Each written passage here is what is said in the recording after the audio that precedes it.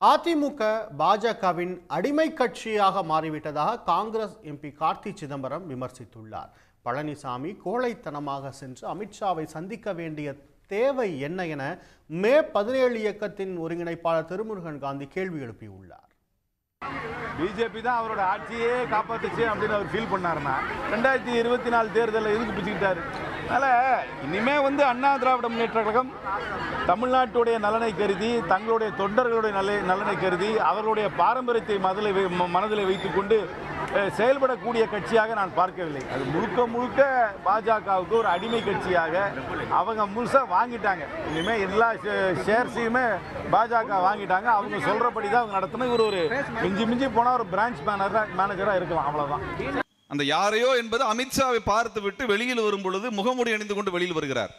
பொதுவாக நம்ம கொரோனா பேஷண்ட்டை பார்க்க போறப்ப தான் முகமூடி அணிந்து விட்டு போவோம். இவர் கொரோனாவே பார்க்க சென்றதை போலத்தான் முகமூடியர் உள்ளே போயிருக்கிறார், வெளியில் வந்திருக்கின்றார்.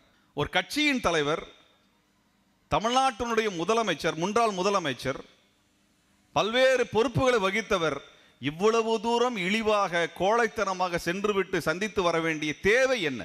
உடனுக்குடன் செய்திகளை தெரிந்து கொள்ள சன் நியூஸ் பெல் ஐகானை கிளிக் பண்ணுங்க.